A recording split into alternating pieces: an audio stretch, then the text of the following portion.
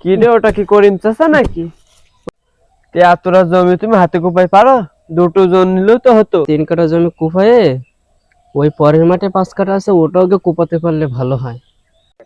মসজিদে যে চেয়ারটা দেখলাম, ওটা কি তোমার নাকি? হ্যাঁ খোকা, আমার বয়স হয়ে গেছে তো মাজায় আর পারি না, তাই চেয়ারে বসে নামাজটা পড়ি।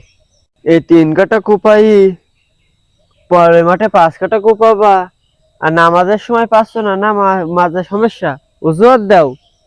তোমাকে হুজুরগের আর খোঁচা মারা গেল না। ওই যে লতিফ, ও যে চেয়ারে বসে নামাজ পড়ে, তাতে তোমাকে নজর যায় না? আমি একটুক্ষণ পড়ি বলে তাতেই তোমাকে এত জ্বালা? এটা খুশামার আর কি হলো?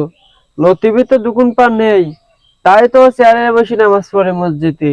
তুমি তো সুস্থ মানুষ। আমি এই গ্রামের সম্মানী ব্যক্তি, আমি যদি চেয়ারে বসে না নামাজ পড়ি, ওই লতিফ যদি পড়ে, তা কিরম একটা বিষয়টা লাগে না? তা আমিও একটু ভাব দেখানোর জন্য ওই চেয়ারে বসে নামাজ পড়ি কথা, তুমি এতে কিছু মনে করি না।